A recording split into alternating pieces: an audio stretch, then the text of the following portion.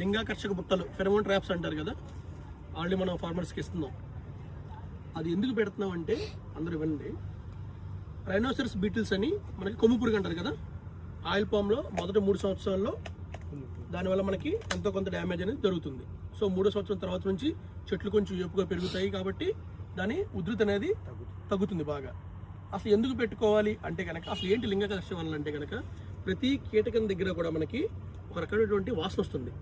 అలాగే హ్యూమన్స్ దగ్గర, మన మనుషుల దగ్గర వస్తుంది, జంతువుల దగ్గర వస్తుంది, అదేవిధంగా కీటకాల దగ్గర కూడా మనకి ఆ వాసన అనేది వస్తుంది అనమాట. ఓకేనా?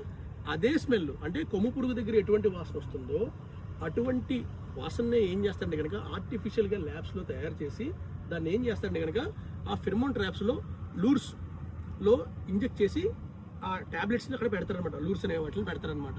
సో ఏమవుతాయి అంటే కనుక ఆ వాసనకి అవి అట్రాక్ట్ అవుతాయి అనమాట. సో అంటే ఏంటి, సో నాకు సంబంధించినటువంటి అంటే నా జాతికి సంబంధించినటువంటి పురుగులు అనేవి ఇక్కడే ఉన్నాయి అనేటువంటివి ఏం చేస్తాయంటే కనుక అక్కడికి అట్రాక్ట్ అయ్యి ఆ వాసనకి వచ్చి ఆ ట్రాప్లో పడిపోతాయి.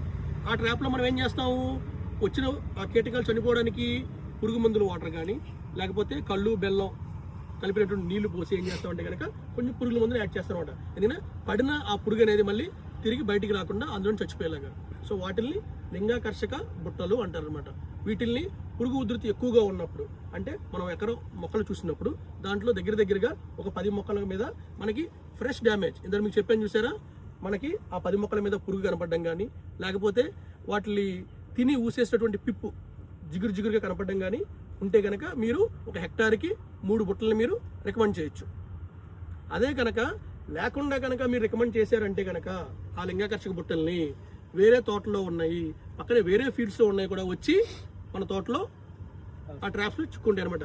ట్రాప్లో చిక్కుకుంటే పర్లా, కొన్ని ట్రాప్లో చిక్కుకోవు. అప్పుడు ఏమవుతాయి, మన చెట్ల మీద పడి మన చెట్లని డ్యామేజ్ చేస్తాయి. కాబట్టి మీరు తోటలోకి వచ్చినప్పుడు అబ్జర్వేషన్స్ చేసి నిజంగానే ఒక 10% అంటే మనం ఎకరాలు వచ్చినప్పుడు ఒక 10 మొక్కలు అలా చూసిన తర్వాత ఉంటేనే, అది కూడా ఫ్రెష్ డ్యామేజ్ అయితేనే రికమెండ్ చేయండి. ఏదో 1-2 మొక్కల మీద కనపడితే కనుక చేయవలసిన అవసరం లేదు.